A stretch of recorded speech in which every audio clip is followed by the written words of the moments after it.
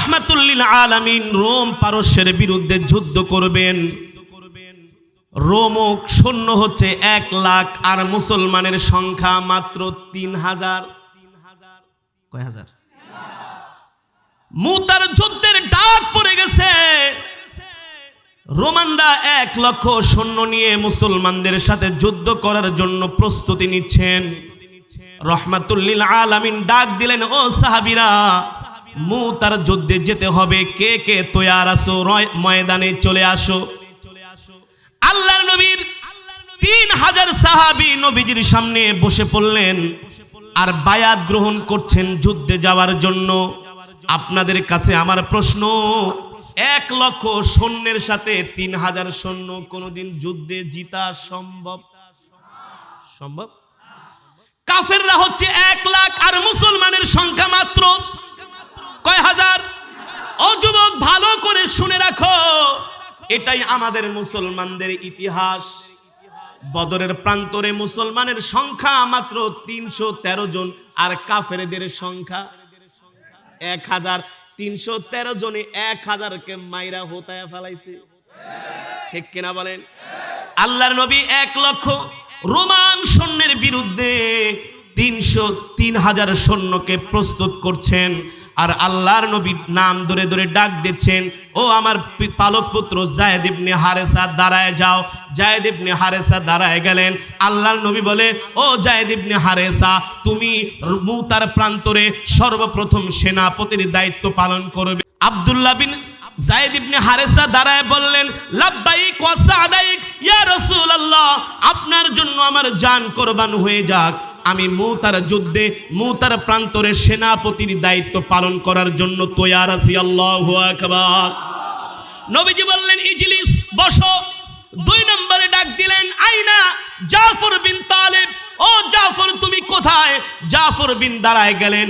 জাফর দাঁড়ায় যাওয়ার পরে আল্লাহর নবী বললেন, ও জাফর, 2 নম্বরে তুমি মুতার প্রান্তরে সেনাপতির দায়িত্ব পালন করবে। জাফর বলেন, লাব্বাইক ওয়া সাদাইক ইয়া রাসূলুল্লাহ, আল্লাহর দ্বীনের জন্য আমি আমার জান কোরবান করতে প্রস্তুত আছে। আল্লাহ নবী বললেন, ইজলিস হুনাক, বসে পড়ো। 3 নম্বরে আল্লাহ নবী বললেন, ও আমার প্রিয় সাহাবী আব্দুল্লাহ বিন রাওহা, দাঁড়ায় যাও। আব্দুল্লাহ বিন রাওহা 3 নম্বরে দাঁড়ায় গেলেন। লাব্বাইক ওয়া সাদাইক ইয়া রাসূলুল্লাহ, আল্লাহর দ্বীনের জন্য আমার জান কোরবান হয়ে যাক। আল্লাহর নবী বললেন, ও আব্দুল্লাহ বিন রাওহা, তুমিও বসে পড়ো। আপনাদের কাছে আমার প্রশ্ন, একটা যুদ্ধের জন্য সেনাপতি কয়জন দরকার? জোরে বলেন। একটা যুদ্ধের জন্য মাত্র 1 জন সেনাপতি দরকার। আর আল্লাহর নবী 3 জন সেনাপতির নাম ঘোষণা করলেন। একজন আরেকজনকে খোঁচা দিয়া বলে, ও জাফর, ও যায়েদ ইবনে হারেসা, আব্দুল্লাহ বিন রাওহা, আল্লাহর নবী মুতার প্রান্তরে যেহেতু 3 জন সেনাপতির নাম ঘোষণা করেছে, এর মানে হলো আমরা 3 জনের কেউ আর মুতার প্রান্তর থেকে ফিরে আসতে পারো না। মুতার প্রান্তরে আল্লাহ তাআলা আমাদের 3 জনের জীবনকে দ্বীনের জন্য কবুল করেছেন। আল্লাহু আকবার। জোরে বলেন আল্লাহু আকবার। তার মানে মুতার প্রান্তরে আমরা 3 জন দ্বীনের জন্য শাহাদাত বরণ করব। কয়জন? আল্লাহ নবী এও বলে দিয়েছেন, তোমাদের 3 জনের পরে তোমাদের মধ্য থেকে তোমরা সলা পরামর্শ করে আরেকজনকে তোমরা সেনাপতির দায়িত্ব দিবা। আল্লাহু আকবার। নবীজি 3 জনের নাম ঘোষণা করলো।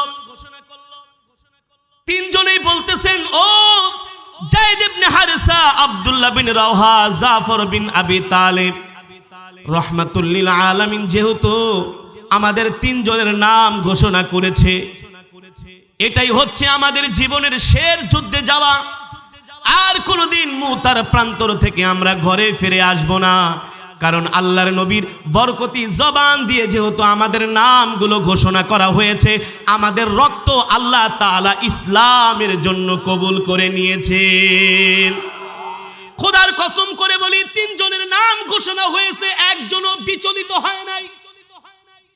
একজন সাহাবীও বিচলিত হয় নাই। কোনো ভয় নাই, কোনো সংশয় নাই, মনের মধ্যে ভয়ের কোনো বিন্দু মাত্র নাই। 3 জন হাসছেন আর বলছেন, ওগো আল্লাহর নবী, আমাদেরকে আপনি অর্ডার দিলে আমরা এখনই যুদ্ধের ময়দানে রওনা দেওয়ার জন্য প্রস্তুত। নবী বললেন, জাফর বিন আবি তালেব তুমি বাড়িতে যাও, তোমার স্ত্রীর সাথে দেখা করে আসো। দ্বিতীয় নম্বরে বললেন যায়েদ ইবনে হারেসা তুমি বাড়িতে যাও।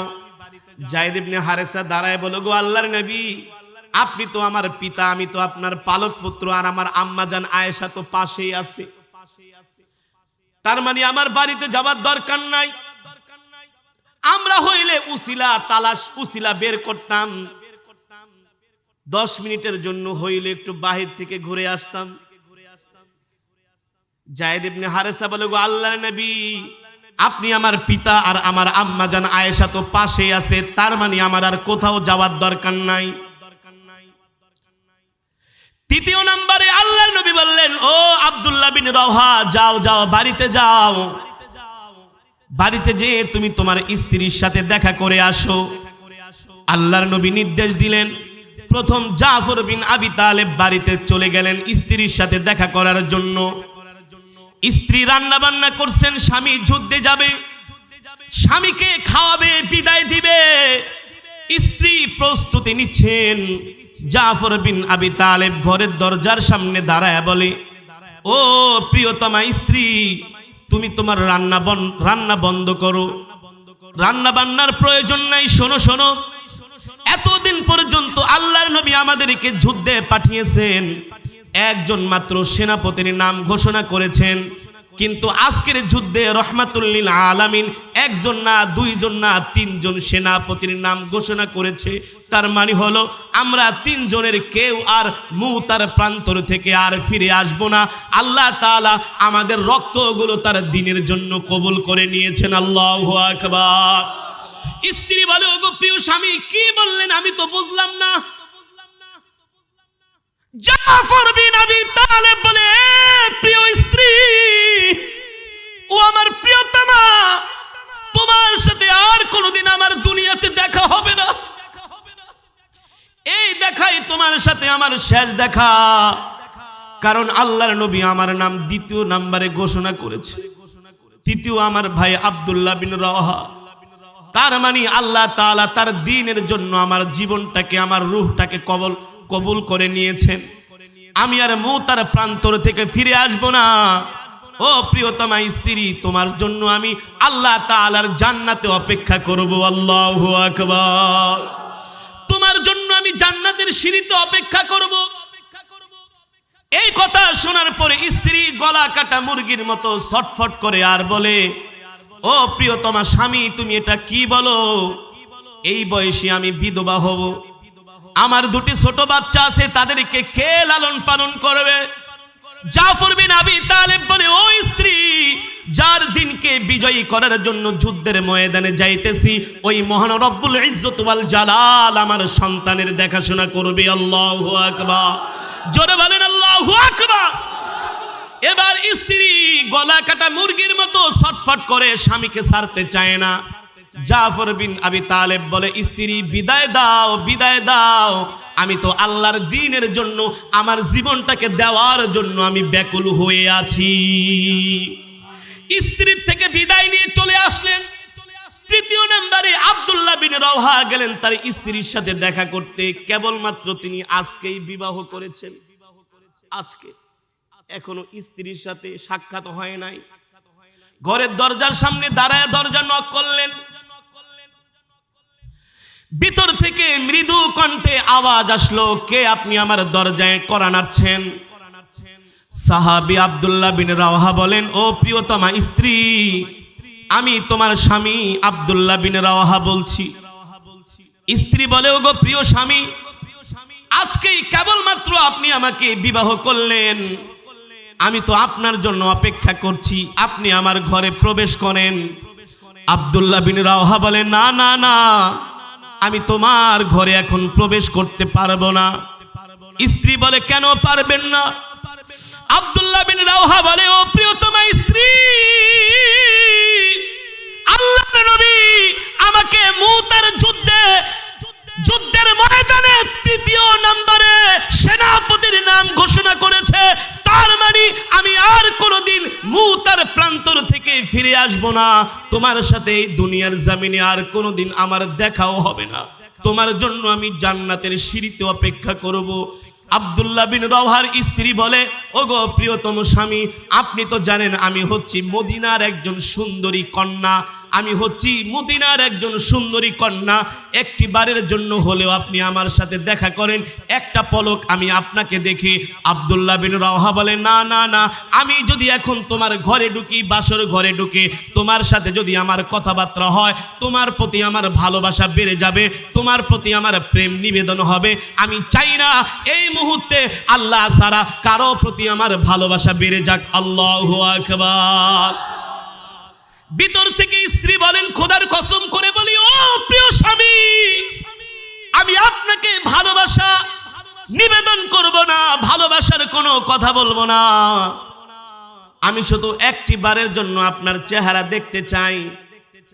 আমি হাসরের মাঠে যেই দিন সবাই তার আত্মীয় স্বজনকে খুঁজবে, আমি যদি আজকে আপনার চেহারা না দেখি, কিভাবে আমি হাসরের মাঠে আপনার চেহারাটা আমি চিনতে পারবো?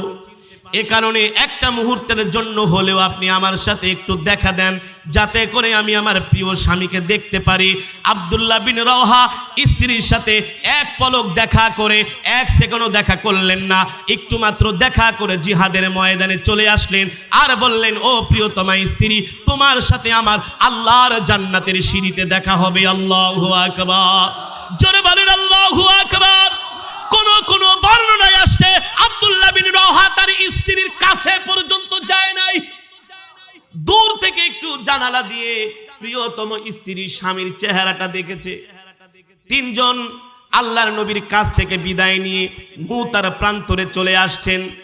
সাহাবী যায়েদ ইবনে হারেসা, জাফর বিন আবি তালেব, আব্দুল্লাহ বিন রওহা, তিনজন সেনাপতির দায়িত্ব নিয়ে মুতার প্রান্তরে আল্লাহর দিনকে বিজয়ী করার জন্য যুদ্ধের ময়দানে রওনা করলেন। মুতার প্রান্তরে চলে গেলেন। রোমানদের সৈন্য সংখ্যা 1 লক্ষ আর মুসলমানের সৈন্য সংখ্যা মাত্র 3000। রোমান সৈন্যরা গোয়েন্দা পাঠালো, যাও যাও যে দেখো মুসলমানের সৈন্য সংখ্যা কত, বলে মাত্র 3000, আর কাফেরেরা হচ্ছে 1 লাখ। রোমান সেনাপতি বলে, মাত্র 20 মিনিট যুদ্ধ করে মুসলমানদেরকে পরাজিত করে আমরা সকালবেলা নাস্তা খাবো, তাদের সাথে আমরা বিজয় অর্জন না করে মুখের ভিতরে কোনো খাবার তুলে নিব না। খোদার কসম করে বলি, একদিন, 2 দিন, 3 দিন নয়, 1 মাস পর্যন্ত রোমানরা মুসলমানের সাথে যুদ্ধ করেছে, তারা বিজয় অর্জন করতে পারে নাই।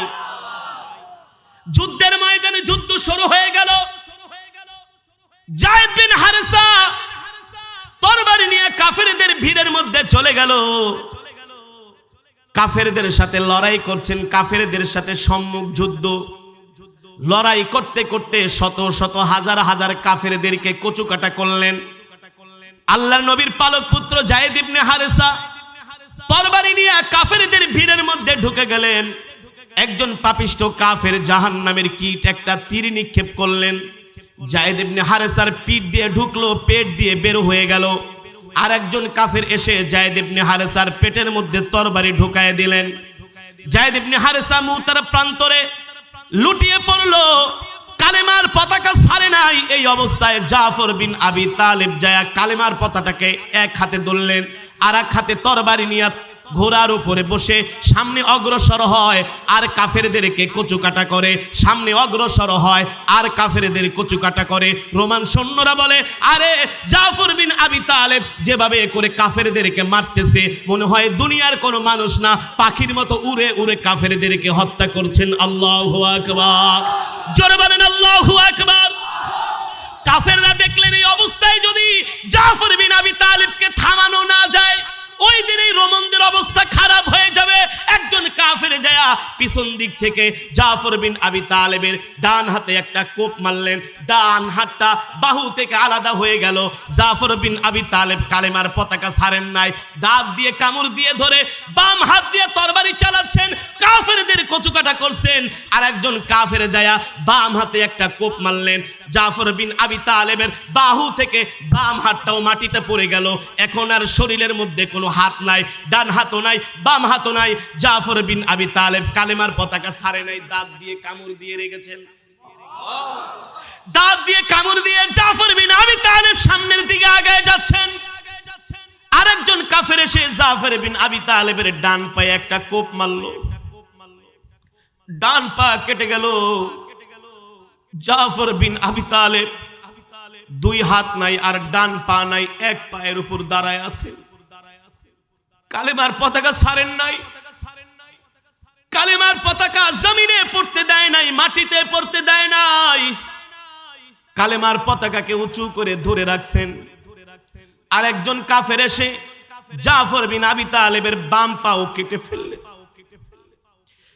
এই বাহুর মধ্যে ডান হাতও নাই, বাম হাতও নাই, ডান পাও নাই, বাম পাও নাই, শুধু দেহটা আছে। এই হচ্ছে আল্লাহর নবীর সাহাবীদের দ্বীনের জন্য কোরবানি। জাফর বিন আবি তালেবের নিথর দেহটা মুতার প্রান্তরে পড়ে আছে। দূর থেকে তাকায়া আবু উবাইদা ইবনুল জাররাহ দেখতেছেন জাফর বিন আবি তালেব কালেমার পতাকাকে দাঁত দিয়ে আকামড়িয়ে ধরেছেন। কালেমার পতাকা মুতার প্রান্তরে পতপত করে উঠছে। এই অবস্থায় যে আব্দুল্লাহ বিন রওহা কালেমার পতাকা ধরলেন, আবু উবাইদা ইবনুল জাররাহ জাফর বিন আবি তালেবের সামনে যখন গেলেন, জাফর বিন আবি তালেব আবু উবাইদাকে ডাক দিয়া বলেন, ভাই এদিকে আসো, আল্লাহর নবীকে বলো আল্লাহর দ্বীনকে আল্লাহর জমিনে বিজয় করার জন্য আমার ডান হাত আমার শত্রুরা কেটে ফেলেছে, আমি কালেমার পতাকা ছাড়ি নাই। বাম হাত শত্রুরা কেটে ফেলেছে, আমি কালেমার পতাকা ছাড়ি নাই। আমার ডান পা কাফেরেরা কেটে ফেলেছে, আমি কালেমার পতাকা ছাড়ি নাই। বাম পা কেটে ফেলেছে, আমি কালেমার পতাকা ছাড়ি নাই। আল্লাহর নবীকে বলো আমি আমার মৃত্যুর আগ পর্যন্ত কালেমার পতাকাকে আমি দাঁত দিয়ে আঁকড়ে ধরেছিলাম। আল্লাহু আকবার, জোরে বলেন আল্লাহু আকবার। আবু উবাইদা বলেন আমি জাফরের দুই হাত দুই জায়গা থেকে তুলে এনে তার বাহুর সাথে লাগাই দিলাম, তার দুই পা দুই জায়গা থেকে তুলে এনে আমি তার বাহুর সাথে লাগাই দিলাম। জিব্রাইল চলে গেছে আল্লাহর নবীর কাছে, ওগো নবীজি একটু আগে আপনার প্রিয় সাহাবী জাফর বিন আবি তালেব মুতার প্রান্তরে আল্লাহর দ্বীনের জন্য তিনি শাহাদাত বরণ করেছেন। জাফর বিন আবি তালেবের শাহাদাতের ঘটনা জিব্রাইল যখন আল্লাহর নবীকে বলতে লাগলেন, শাহাদাতের এই করুণ কাহিনী রাহমাতুল লিল আলামিন শুনে আর চোখ দিয়ে পানি ধরে রাখতে পারলেন না। আল্লাহর নবী হাত উঠায় দোয়া করলেন, আল্লাহ আমি আমার জাফরের উপরে সন্তুষ্ট, তুমিও আমার জাফরের উপরে সন্তুষ্ট হয়ে যেও। আল্লাহু আকবার। আবু উবাইদা বলেন সেই দিন রাত্রে আমি জাফরকে স্বপ্নে দেখলাম, আমি দেখি জাফর জান্নাতের মধ্যে ফেরেশতাদের সাথে ঘুরে বেড়াইতেছে, ফেরেশতাদের সাথে ঘুরে বেড়ায়। আমি জিজ্ঞেস করলাম, ভাই জাফর আপনি কেমন আছেন? জাফর বলল, আবু উবাইদা আল্লাহর জমিনে আল্লাহর দ্বীনকে বিজয়ী করার জন্য কাফেরেরা আমার ডান হাত কেটেছে, বাম হাত কেটেছে, আমার ডান পা কেটেছে, বাম পা কেটেছে। এর বদৌলতে আল্লাহ তাআলা জান্নাতের মধ্যে পাখিদের মতো দুইটা ডানা আল্লাহ আমার শরীরে লাগায় দিছে, আর ওই ডানা দিয়া ফেরেশতাদের সাথে আমি আল্লাহর পুরা জান্নাত ঘুরে ঘুরে দেখতেছি। আল্লাহু আকবার, জোরে বলেন আল্লাহু আকবার। এ কারণে জাফর বিন আবি তালেবকে বলা হয় জাফর বিন তাইয়ার। তাইয়ার মানে পাখি, জোরে বলেন তাইয়ার মানে কি? তাইরুন মানে পাখি। আল্লাহর দ্বীনের জন্য দুই হাতকে কোরবানি করার জন্য, জীবনটাকে দেওয়ার জন্য আল্লাহ জাফরকে দুইটা ডানা দিয়ে দিয়েছেন, পাখা। এই পাখা দিয়ে তিনি জান্নাতের মধ্যে ঘুরে বেড়াবেন, পাখির মতো বেড়াবেন উড়ে উড়ে। আল্লাহর নবী এই দৃশ্য জাফর রাদিয়াল্লাহু তাআলা আনহুর শাহাদাতের খবর শুনে চলে গেলেন বাড়িতে। জাফর বিন আবি তালেবের দুটি বাচ্চা সন্তান ছিল, তারা দৌড়ে দৌড়ে আল্লাহর নবীর দিকে আসছেন। এসে বলে আমার আব্বা কি একটু পরে আসবে, এই খবর নিয়ে আসছেন। আরে আমার আব্বা কখন আসবে বলেন বলেন। আল্লাহর নবী তার চোখের পানি ছেড়ে দিয়ে দুটা বাচ্চাকে কোলের ভিতরে নিয়ে আদর করছেন। জাফরের স্ত্রীর কাছে চলে গেছেন, যে বলেন ও জাফরের স্ত্রী শোনো শোনো, তোমাকে আমি কোন ভাষায় বলবো, কিভাবে আমি তোমাকে সান্ত্বনা দিব। তোমাকে সান্ত্বনা দেওয়ার মতো আমার কাছে কোনো ভাষা নাই। তবে মনে রেখো, আমার জাফরের সাথে তোমার আল্লাহর জান্নাতে মোলাকাত হবে। আল্লাহু আকবার। আল্লাহর নবী বলে, ও জাফরের স্ত্রী, তোমার প্রিয় স্বামী আল্লাহর জমিনে আল্লাহর দ্বীনকে বিজয় করার জন্য একটু আগে মুতার প্রান্তরে শাহাদাত বরণ করেছেন। আল্লাহু আকবার। জাফরের স্ত্রী একবারও বিচলিত হন নাই, আলহামদুলিল্লাহ বলেছেন। আল্লাহু আকবার। জোরে বলেন আল্লাহু আকবার। তারপরেও তো স্বামী, তারপরেও কি স্বামী এই কথা বলতে বলতে জাফরের স্ত্রীর চোখ দিয়ে পানি পড়ছে। আল্লাহর নবী দুইটা সন্তানকে আদর করছেন। কান্না করো না, কান্না করো না, কষ্ট পেও না, কষ্ট পেও না। তোমার জাফরকে আল্লাহ তাআলা জান্নাতের মধ্যে দুনিয়ার জমিনে আল্লাহর দ্বীনকে বিজয় করার জন্য দুইটা হাত কাফেরেরা তার বাহু থেকে আলাদা করে দিয়েছেন। তার বিনিময়ে আল্লাহ তাআলা জাফরকে জান্নাতের মধ্যে দুইটা পাখা দান করবে। আল্লাহু আকবার। ও মুসলমান, এভাবে করে আল্লাহর নবীর সাহাবীরা দ্বীনের জন্য কোরবানি করেছেন, ঠিক কিনা বলেন? ঠিক আমরাও সেই আল্লাহর নবীর উম্মত। আল্লাহর দ্বীনের জন্য যদি জান দিতে হয় জান দিব, মাল দিতে হয় মাল দিব। আল্লাহর জমিনে ইসলামকে কলঙ্কিত হতে দিব না। আল্লাহর জমিনে ইসলামকে কেউ অবমাননা করবে, কটাক্ষ করবে, আল্লাহর নবীকে গালি দিবে, এটা কোনো মুসলমান মেনে নিতে পারে? যদি কোনো মুসলমান মেনে নেয় তাহলে বুঝতে হবে তার ঈমান। আমরা তো এমন মুসলমান হতে চাই না, আমার ধর্মকে অবমাননা করা হবে, আমার নবীকে গালি দেওয়া হবে, আমার ধর্মকে কটাক্ষ করবেন আর আমি সেটা সহ্য করব, এমন মুসলমান তো আমি না। বাঁচবো তো বাঁচবো ঈমান নিয়ে বাঁচবো, বাঁচবো তো বাঁচবো বাঘের মতো বাঁচবো, বাঘের মতো একদিন বাঁচবো, শিয়ালের মতো 1000 বছর বাঁচতে রাজি না, ঠিক কিনা বলেন? এই কারণে বলবো, যুবক, তোমার আমার কাছে আল্লাহর নবী ইসলামটাকে আমানত দিয়েছেন। এই ইসলামের হেফাজত আমাদেরকেই করতে হবে, ঠিক কিনা বলেন? কিছু নামদারি মুসলমান তারা টকশোর মধ্যে বলে, হুজুর আপনারা এই কথা কই থেকে পেয়েছেন? এই বসেন, মনোযোগ দিয়ে দিব, বসেন বসেন। প্রচন্ড ঠান্ডা, আমারও এদিক দা প্রচুর বাতাস লেগে গলা বসে যাচ্ছে, মনোযোগ দিয়ে দেব, বসেন। শেষ ভালো যার, সব ভালো তার। এতক্ষণ যে বয়ান করলাম, এই মেসেজটা তো আপনাদের কাছে পৌঁছে দিতে হবে, বিষয়টা তো বুঝাইতে হবে নাকি? আপনাদেরকে কি বুঝাতে চাইলাম এতক্ষণ বয়ানের মাঝে? এতক্ষণ বয়ানের মাঝে এটাই বুঝাতে চেয়েছি, শুধু নামাজ রোজা করেই জান্নাতে যাওয়া যাবে না। নামাজ রোজা করার পরেও ইসলামের যেই হুকুম, যেই বিধান, যেই আহকাম গুলো আছে সেগুলো মানতে হবে। আল্লাহর নবী আমাদের কাছে ইসলামকে আমানত দিয়েছেন, এই ইসলামকে আমাদেরই হেফাজত করতে হবে, ঠিক কিনা বলেন? ইসলাম হেফাজত হবে এই ওয়াজ মাহফিলের মাধ্যমে। ওয়াজ মাহফিল যদি করতে না দেয়া হয়, এটা ইসলামকে অবমাননা করা, ইসলামকে অপমান করা। কোরআনের কথা বলতে দিবে না, এটা ইসলামের বিরুদ্ধে অবমাননা ছাড়া আর কিছুই হতে পারে না। ওয়াজের মাধ্যমে ইসলাম হেফাজত হবে। অশ্লীলতার বিরুদ্ধে, নাচ গান অশ্লীলতার বিরুদ্ধে মুসলমান সব সময় সোচ্চার থাকবে, এটাও ইসলাম হেফাজত করার অংশ। ইসলাম হেফাজত হবে কিভাবে? সরকার ঘোষণা দিয়েছে 1000 কোটি টাকা দিয়ে প্রতিটি উপজেলায় একটা করে সিনেমা হল নির্মাণ করা হবে। এটা ইসলামের বিরুদ্ধে অপমান, ঠিক কিনা বলেন? যে দেশে 95% মুসলমান, এদেশের মুসলমান কখনো সিনেমা হল মেনে নিবে না। মাঝে মাঝে নাস্তিক মুরতাদরা আল্লাহর নবীকে গালি দেয়। এই গালি যদি আমরা মেনে নেই, এটা হচ্ছে ইসলামকে অবমাননা করা। আল্লাহর নবীকে গালি দেওয়া ইসলামকে অবমাননা করা, এর বিরুদ্ধে প্রতিবাদ করাই ইসলাম হেফাজত করা। কথা বুঝতে পেরেছেন? কোন একটা সিনেমা হলের মধ্যে মুসলমানদের বেশভূষা দিয়া সিনেমা বানায়, কমান্ডো সিনেমা, দেখছেন না? ওই ভারতের একজন নায়ক, নাম হলো দেব। এই দেবে একটা সিনেমা বানিয়েছে কমান্ডো, নাম কি?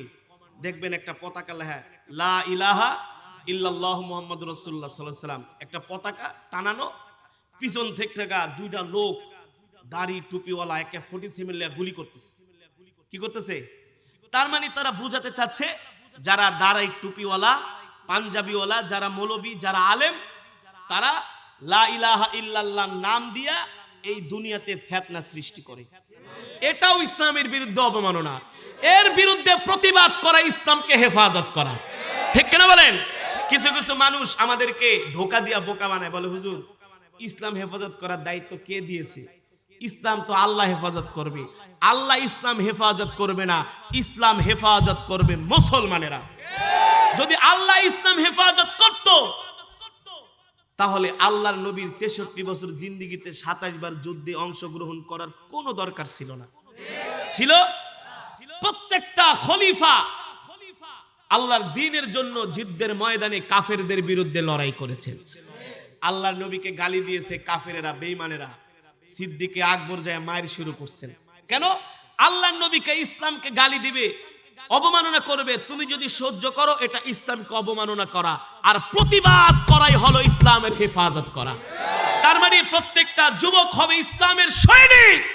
নাস্তিক, মুরতাদ, বেঈমান কাফেরেরা মুসলমানের ভয়ে থরথর করে কাঁপবে, বলবে না না, যাই হোক না কেন ইসলামের বিরুদ্ধে কথা বললে চাপার দাগ থাকবে। কথা বুঝতে পেরেছেন? এটাই হচ্ছে ইসলামের হেফাজত। আরে ধর্মীয় শিক্ষাকে বাদ দেওয়ার ষড়যন্ত্র। পীর সাহেব চরমোনাই কেন রাজপথে নেমে আন্দোলন করে? তার দরকার কি? দরকার আছে কোনো? কেন আন্দোলন করে? আন্দোলন করার কারণ হলো এখানে তারা ইসলামকে অবমাননা করতে চায়। আন্দোলন করাই হলো ইসলামকে হেফাজত করা। ঠিক কিনা বলেন? এই যে ফাইরা যায়, চিরা যায়, লোয়া যায়, খায়া যায়, কিছু গান বের হয় না, এগুলো গাওয়ার মাধ্যমে আমার যুবকদের চরিত্র নষ্ট হয়। কি হয়?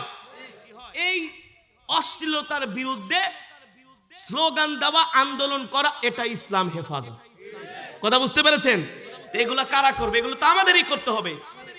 আজকে এই ওয়াজ মাহফিলের কারণে যাত্রা, ফাত্রা, জারি গান, ঠারি গান যা আছে, পালা গান সব বন্ধ হয়ে গেছে। সিনেমা হলও বন্ধ। এই ঢাকার শহরে আমার জন্ম, ওরে বাপ রে বাপ, মতিমহল, রানীমহল, গীত সঙ্গীত, এদিকে সিনেমা হল, কি রমরমা ব্যবসা ছিল না? ব্যবসা কারে কয়? সব ফিনিশ, সব কি? এখন ওই সিনেমা হলগুলোতে কুকুর ঘুমায়। কি ঘুমায়? কুকুর ঘুমায়। ওই দিন টকশোর মধ্যে একজন সাংবাদিক আরেকজনকে বলে, ব্যাপারটা কি? আগে বাংলাদেশে এত নাচ গান হতো। কিভাবে বলে? এত নাচ গান হতো, এত নৃত্য হতো, এত নাটক, এত থিয়েটার, আজকে এগুলো কোথায় গেল? আমাদের শিল্পীরা তো আগে শিডিউল দিয়ে, তারা শিডিউল মেনটেন করতে পারতেন না, এত প্রোগ্রামের শিডিউল ছিল। আজকে আমাদের শিল্পীগুলো একেবারে বেকার হয়ে গিয়েছে, কোনো নাচ নাই, গান নাই, নৃত্য নাই। আচ্ছা বলেন তো কিভাবে এমন অবস্থা বাংলাদেশে তৈরি হলো? একজন বলে, ম্যাডাম সব কিছুর মূল হচ্ছে হুজুররা। কারা? সবকিছুর মূল হচ্ছে হুজুররা। দেখেন না, এখন তো তারা অনেক বড় বড় মাহফিল করে লক্ষ লক্ষ টাকা খরচ করে। এখন আর বাংলাদেশের মানুষ এই সমস্ত নাচ গানে আর পয়সা দিতে চায় না। ধোকা দেওয়ার আর সময় নাই। ঠিক কিনা বলেন? বাংলাদেশের যুবকরা ইসলাম বুঝেছে, ইসলাম জেনেছে। এ কারণে বাংলার প্রতিটা অলিতে গলিতে, টেকনাফ থেকে তেতুলিয়া, সুরমা থেকে পাথুরিয়া, সেই কক্সবাজারের পাহাড়ের উপরে, সেই রামুতে, সেই খাগড়াছড়ি, বান্দরবনে, পাহাড়ের চিপায় চিপায়, পাড়ায় পাড়ায় এখন ওয়াজ মাহফিল, বাথরুম বানানো হয়েছে। কি বানানো হয়েছে? ফেরাউন কে? 450 বছর রাজত্ব করেছেন ফেরাউন, এমন ক্ষমতাশালী প্রেসিডেন্ট। আরে মিয়া, মাত্র 10-20 বছরে ক্ষমতা এলে সব পাল্টায় ফেলায়। পাল্টা কি পাল্টায় না? মায়ের সাইজ এই সেই, মাত্র 10-15-20 বছরের ক্ষমতায় সব ক্ষমতা নিয়ে নিছে। ফেরাউনের রাজত্ব ছিল 450 বছর। কয়শো বছর? সংবিধান আছে, একটা ছিঁড়ে একেবারে শেষ করে ফেলাইছে। একচ্ছত্র ক্ষমতার মালিক কে? ওই সময় ফেরাউনের রাজত্ব। ফেরাউন বলে, আমি কে? মুসা আলাইহিস সালাম আল্লাহর দাওয়াত নিয়ে গেছে, ফেরাউন বাটপারি সাটপারি বাদ দাও, এক আল্লাহকে গ্রহণ করো, মূর্তি পূজা বাদ দাও। ফেরাউন বলে, মুসা তুমি আমার দরবারে থাকছো, আমি তোমাকে খাওয়াইছি, বড় করছি, তার মানে এতদিন দুধ কলা খাওয়াইয়া কাল সাপ পুষছি না? মুসা আলাইহিস সালাম কয় এইসব কথায় কাজ হবে না, তাড়াতাড়ি করে মুসলমান হয়ে যাও। ফেরাউন কয় মুসা ডিস্টার্ব করো না, আনা রব্বুকুমুল আলা, আমি তো বড় খোদা। ফেরাউন এই কথা বলে নাই, সে মানে একেবারে সেই, তারপরে আর কোনো খোদা নাই এই কথা সে বলে নাই। সে বলছে আনা রব্বুকুমুল আলা, আমি বড় খোদা, আর যা আছে সব ছোট খোদা। কত বড় বাটপার! এখানে ফাঁক রেখা দিছে, আমি বড় আর সব ছোট। মুসা আলাইহিস সালাম কয় আপনি খোদা তো দূরের কথা, এখনো তো মানুষই হইতে পারেন নাই, আপনি তো জানোয়ার।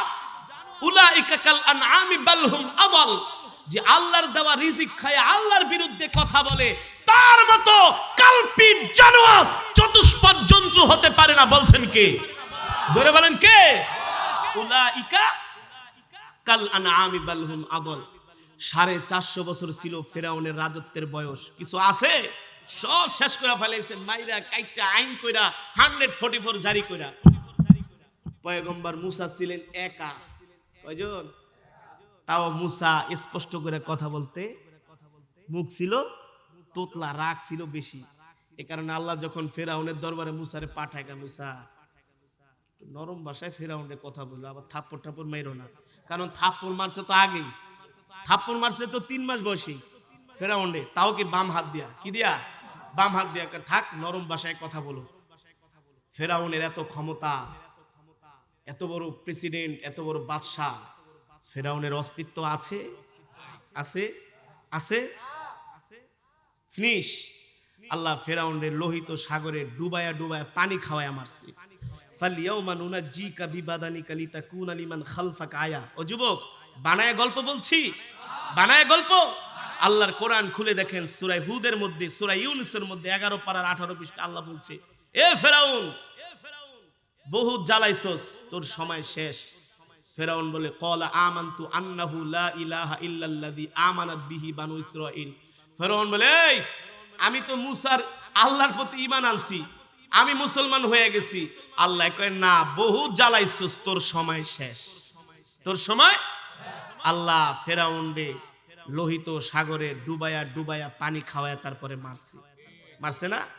ও যুবক, পয়গম্বর আমার পিতা ইব্রাহিম আলাইহিস সালাম, কে? আমার পিতা ইব্রাহিম আলাইহিস সালাম মূর্তির বিরোধিতা করার কারণে আমার পিতাকে নমরুদ আগুনে ফেলেছিল। কি করছে? কয়দিন ছিল আগুনে? 7 ডে। কয়দিন? 7 দিন। কয়দিন? কয়দিন? কয়দিন? 7 দিন। এই যুবক, 7 দিন আগুনে ফালাইলে কি বাঁচে? সকালবেলা হোটেলে যাবা, তন্দুরি বানায়, খালি একটু আঙ্গুলটা ঢুকাই দেখো আগুনের পাওয়ার কি। আর নমরুদ আগুনে জ্বালাইতে জ্বালাইতে একেবারে কালো বানায় ফেলাইছে, সবুজ হয়ে গেছে আগুন। ওই অগ্নিকুণ্ডলীর মধ্যে আমার পিতা ইব্রাহিম আলাইহিস সালামের হাত পা বেঁধে বলে, আগুনের ভিতরে ফেলো ইব্রাহিমকে। নমরুদ ফালাইছে। আল্লাহ কোরআনের আয়াত নাজিল করেছেন, কুলনা ইয়া নারু কুনি বারদা ওয়া সালামান। বানানো গল্প, এ যুবক, বানানো গল্প। এখনো আল্লাহকে বিশ্বাস করো না, এখনো ইসলাম মেনে নাও না, বানানো কাল্পনিক গল্প বলছি। 1 দিন 2 দিন নয়, 7 দিন। কয়দিন? ইব্রাহিমের একটা পশম নমরুদ জ্বালাইতে। আরে জ্বালাবে কিভাবে? আগুনের ক্ষমতা আছে, ক্ষমতা কার? জোরে বলেন কার? কুলনা ইয়া নারু কুনি বারদাও ওয়া সালামান আলা ইব্রাহিম। নার মানে আগুন, বারদুন মানে ঠান্ডা। কি? আল্লাহ আগুনরে বলছে, আগুন সাবধান, আমার ইব্রাহিমের জন্য আগুন বেশি গরম হবি না, যাতে আমার ইব্রাহিম কষ্ট পায়। আগুন বেশি ঠান্ডা হবি না, কারণ আমার ইব্রাহিম এই আগুনে কয়দিন থাকবে? কয়দিন? একটা মানুষ 7 দিন ঠান্ডায় থাকে, সহ্য করতে পারে? এমনি তো ঠান্ডা লেগে অবস্থা খারাপ। আল্লাহ বলে বেশি গরমও না, বেশি ঠান্ডাও না, সালাম, আমার ইব্রাহিমের জন্য আগুন হয়ে যাবা শান্তিদায়ক। আল্লাহু আকবার। জোরে বলেন আল্লাহু আকবার। 7 দিন থাকার পরে ফেরাউন দেখে ইব্রাহিম আলাইহিস সালাম আমার পিতা, আমার জাতির পিতা, আমরা সেই ইব্রাহিম আলাইহিস সালামের সন্তান। কার সন্তান? আরে আমরা ইব্রাহিমের সন্তান। আমরা কি ওই সব 2 টাকার নেতা খাতা পাতি পুতরে আমরা ভয় পাই না, হক কথা বলবোই। আমার বাবা যেটা বিরোধিতা করেছে আমিও বিরোধিতা করব, যতক্ষণ পর্যন্ত এই দেহের মধ্যে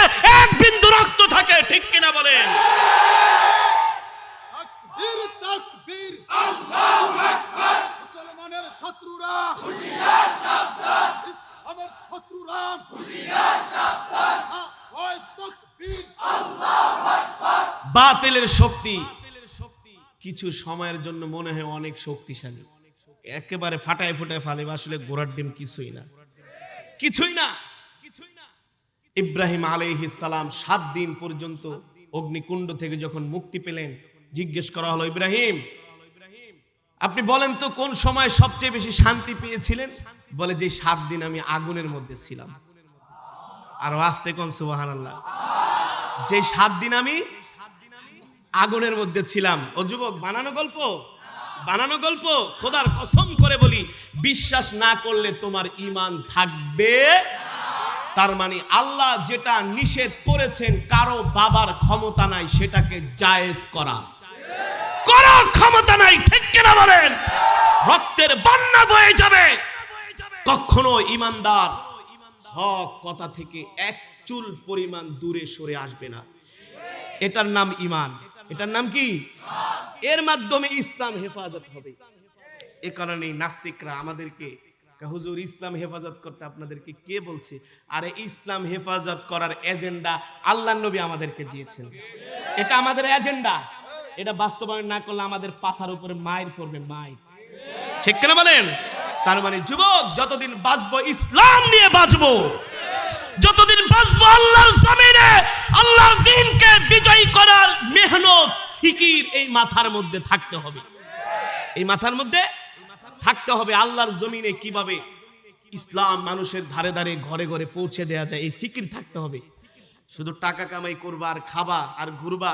মানুষ আছে রাতের খাবারটাও খান নাই, জীবনে চলার পথে যেই অর্থ দরকার সেটাও নাই, কিন্তু এই জীবন দিয়ে আল্লাহর কোরআনকে ভালোবাসে, ওয়াজ মাহফিলকে ভালোবাসে, ইসলামকে ভালোবাসে, ঠিক কিনা বলেন? এটাই সাহাবাদের আখলাক, আল্লাহর নবীর আখলাক, ঠিক কিনা বলেন? আল্লাহ তাআলা হযরত সাহাবায়ে কেরাম যেমন করে দ্বীনের জন্য ত্যাগ স্বীকার করেছেন, আমরাও আল্লাহর দ্বীনের জন্য সেই ত্যাগ স্বীকার করতে তৈয়ার আছি তো ইনশাআল্লাহ। আল্লাহ আমাদের সকলকে কবুল করুক, বলি আমিন। আল্লাহ আমাদের সকলকে দ্বীনের জন্য কবুল করুক, ইসলামের জন্য কবুল করুক, বলি আমিন। যারা আজকের মাহফিলের আয়োজন করেছেন কাঁচপুর দক্ষিণপাড়া যুব সমাজের উদ্যোগে, আমরা সকলের জন্য দোয়া করি আল্লাহ তাআলা তাদের উত্তম যাজা খায়ের দান করুক। যারা পকেটের অর্থ খরচ করেছেন, এই মেহনত করেছেন, এত কষ্ট করেছেন, আল্লাহ তাআলা তাদের উপর সন্তুষ্ট হয়ে যাক, রাজি খুশি হয়ে যাক। আল্লাহ সকলের ভাগ্যে জান্নাতুল ফেরদাউস নসিব করে দেখ, বলে আমিন। এইখনি আমরা মোনাজাত দিয়ে দিব। কেউ আজকের বসেন বসেন বসেন, মোনাজাত দিব। আজকের প্রধান অতিথি মাহবুব খান দোয়া চেয়েছেন, হ্যাঁ, দরবার ফ্যাক্টরির মালিক দোয়া চেয়েছেন। আতিনা ফিদ দুনিয়া হাসানাতাও ওয়া ফিল আখিরাতি হাসানাতাও ওয়া কিনা আযাবান নার। ইয়া আউয়ালাল আউয়ালিন ইয়া আখিরাল আখিরিন ইয়া যাল কুওয়াতিল মাতিন ইয়া রাহিমাল মাসাকিন ইয়া আরহামার রাহিমিন ইয়া আরহামার রাহিমিন ইয়া আরহামার রাহিমিন ইয়া আলিয়ুন ইয়া আযীমুন ইয়া হালিমুন ইয়া করিম। মাওলায়ে করিম, মেহেরবানি করে আল্লাহ আজকে যারা এই মাহফিলের আয়োজন করেছে মালিক আল্লাহ, মেহেরবানি করে মাহফিলকে কিয়ামত পর্যন্ত কবুল করে নেন। এই মাহফিলে যারা টাকা দিয়ে, পয়সা দিয়ে, বুদ্ধি দিয়ে, পরামর্শ দিয়ে এত সুন্দর মাহফিলের আয়োজন করলো, আল্লাহ আপনি সকলের দানকে কবুল আর মঞ্জুর করে নেন। আল্লাহ যেই যুবক বন্ধুরা মাহফিলের আয়োজন করেছে, আল্লাহ আপনি আপনার সন্তুষ্টির বিনিময়ে, জান্নাতের বিনিময়ে আজকের মাহফিলকে কবুল করে নেন। মেহেরবানি করে আল্লাহ মাহফিলের সভাপতি সাহেব অনেকেই দোয়া চেয়েছেন। এক ভাই আল্লাহ মাহফিলের কাজ করেছেন, আল্লাহ স্টক করে তিনি ইন্তেকাল করেছেন, সকলের কবরকে জান্নাতের বাগান বানায় দেন। আয় মাওলায়ে কারীম, মেহেরবানি করে আল্লাহ আমাদের জনম দুঃখিনী আব্বা জান আম্মা জানের কবরে আযাবগুলো মাফ করে দেন। আব্বা আম্মার কবরকে জান্নাতের বাগান বানায় দেন। দাদা দাদি নানা নানি আত্মীয় স্বজনদেরকে মাফ করে দেন গো আল্লাহ। আল্লাহ আল্লাহ আমাদের পূর্বপুরুষ বংশধর যারা অন্ধকার কবরে শায়িত সকলের কবরে আযাবগুলো মাফ করে দেন। অত্র এলাকার গুরুস্থানে যত মুর্দেগান অন্ধকার কবরে শুয়ে আছে সকলের কবরে আযাবগুলো মাফ করে দেন। আল্লাহ জনম দুঃখিনী আব্বা জান আম্মা জানের কবরে আযাবগুলো মাফ করে দেন, তাদের কবরকে জান্নাতের বাগান বানায় দেন গো আল্লাহ।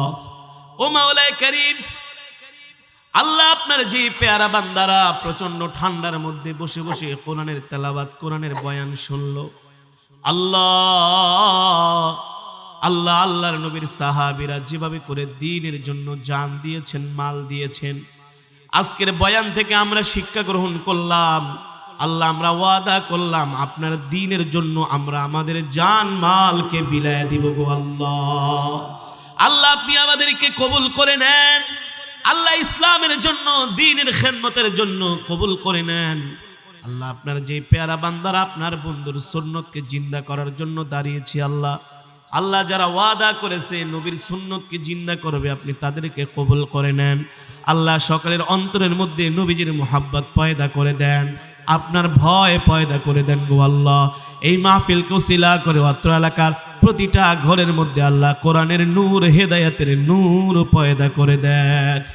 আল্লাহ প্রত্যেকটা যুবকের কলিজার মধ্যে দিলের মধ্যে আপনার মুহাব্বত পয়দা করে দেন। আল্লাহ দ্বীনের মুহাব্বত ইসলামের মুহাব্বত পয়দা করে দেন। আল্লাহ আপনি আমার কওম আমার জাতিকে আল্লাহ আপনি পরিপূর্ণ হেদায়েত দিয়ে দেন। আল্লাহ আমরা যেন মানুষের ঘরে ঘরে দ্বীন পৌঁছাইতে পারি, আল্লাহ কালেমার দাওয়াত কোরআনের দাওয়াত যেন পৌঁছে দিতে পারি, আল্লাহ সেই চিন্তা সেই ফিকির আমাদের মাথার ভিতরে ঢুকাইয়া দেন গো আল্লাহ। আল্লাহ আপনি আমাদের খালি হাতে ফিরাইয়া দিয়েন না, আল্লাহ খালি হাতে বাড়িতে নিয়েন না। এই প্যান্ডেল থেকে বের করার আগে মালিক জীবনের সব গুনাহগুলো মাফ করে দেন, জাহান্নামের আগুন হারাম করে দেন, একটা জান্নাতুল ফেরদাউস আমাদের জন্য বরাদ্দ করে দেন। আল্লাহ আমাদের মধ্য থেকে যারা অসুস্থ আল্লাহ সুস্থতা দান করে দেন। আল্লাহ যারা এই মাহফিলে 1 টাকা থেকে 1000 টাকা দান করেছেন সকলের দানকে কবুল করে নেন। অনেক মা বোনরা আমাদের সাথে হাত উঠিয়েছে, মা বোনদেরকে মাফ করে দেন। আল্লাহ কে কি উদ্দেশ্য নিয়ে হাত উঠিয়েছে আল্লাহ আপনি সকলের মনের নেক আশাগুলো পূর্ণ করে দেন গো আল্লাহ। আল্লাহ ইলমে নাফে রিজকে ওয়াসে আমলে সালেহ নেক হায়াতে তয়্যিবা দান করে দেন। আল্লাহ আপনি দ্বীনের জন্য ইসলামের জন্য আমাদের জান মালকে কুরবান করার তৌফিক দিয়ে দেন গো আল্লাহ। রব্বির হামহুমা কামা রব্বায়ানি সগীরা, রব্বির হামহুমা কামা রব্বায়ানি সগীরা।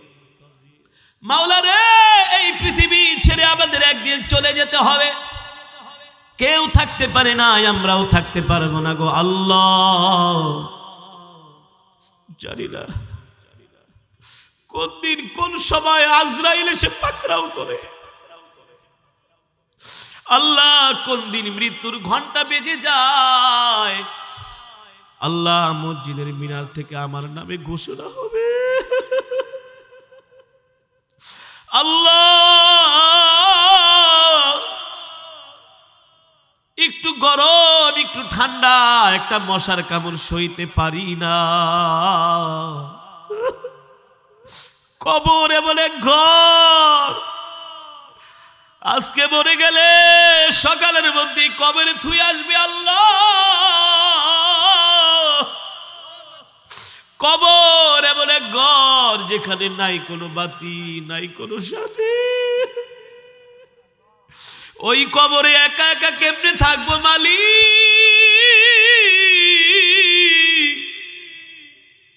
ওই কবরটা আমাদের জন্য জান্নাতের বাগান বানায়া দিয়েন গো আল্লাহ। যত কাদালো দুনিয়ার জমিন থেকে কাদায়া নেন, অন্ধকার কবরে নিয়ে কাদায়েন না, কবরে নিয়ে শাস্তি দিয়েন না আল্লাহ। জাহান্নামীদের কবরে নাকি বড় বড় সাপ আসবে, সাপ। কবর এমন এক ঘর, ওল্লা বিশুর ঘর, পোকামাকড়ের ঘর। ওই ঘরে ঢুকায়া আযাব দিয়েন না, শাস্তি দিয়েন না। আল্লাহ অনেক গুনাহ করছি, মাফ করে দেন। আল্লাহ অনেক গুনাহ করেছি, মাফ করে দেন। আল্লাহ জীবনে আর গুনাহ করব না। আমরা আল্লাহকে ডাক দিয়া আল্লাহ, আর জোরে বলিয়া আল্লাহ, আর জোরে বলিয়া আল্লাহ। আল্লাহ ওয়াদা করলাম আর কোনদিন জিনার ধারে কাছে যাব না, আর কোনদিন মদ পান করব না, আর কোনদিন নেশা করব না গো আল্লাহ, আর কোনদিন হারাম কাজ করব না। আল্লাহ তওবা করলাম, জীবনের সব গুনাহগুলো আজকেই মাফ করে দেন গো আল্লাহ। আল্লাহ বেগুনা মাসুম বানায়া বাড়িতে নেন। আল্লাহ প্যান্ডেল থেকে বের করার আগে জীবনের সব গুনাহগুলো মাফ করে দেন গো আল্লাহ। আল্লাহ আপনি রহমান, আপনি রহিম। আল্লাহ আপনি যদি মাফ করে দেন, কেউ ফিরানোর নাই, কেউ বাধা দেওয়ার নাই গো আল্লাহ। আল্লাহ জীবনের সব গুনাহগুলো আজকেই মাফ করে দেন। রব্বির হামহুমা কামা রব্বায়ানি সগীরা, রব্বির হামহুমা কামা রব্বায়ানি সগীরা। আল্লাহ মক্কা মদিনা না দেখায় কবরে ডাক দিয়ে না। আল্লাহ মৃত্যু তো দিবেন, আল্লাহ বাইতুল্লাহ শরীফে মৃত্যু দিয়েন, মদিনাতুল মুনাওয়ারায় মৃত্যু দিয়েন গো আল্লাহ। আল্লাহ কোরআন তেলাওয়াত অবস্থায় মৃত্যু দিয়েন, সেজদা অবস্থায় মৃত্যু দিয়েন গো আল্লাহ। আল্লাহ নামাজ অবস্থায় মৃত্যু দিয়েন, গাড়ি অ্যাক্সিডেন্টে মৃত্যু দিয়েন না, বিমান অ্যাক্সিডেন্টে মৃত্যু দিয়েন না, আগুনে পুড়িয়ে পানিতে ডুবিয়ে হার্ট স্ট্রোক করায় মৃত্যু দিয়েন না গো আল্লাহ। আল্লাহ ঈমানি মৃত্যু দিন, জান্নাতি মৃত্যু দিন। আল্লাহ আপনার কদমে সেজদা দিয়া যেন মরতে পারি, আল্লাহ তৌফিক দিয়া দিন।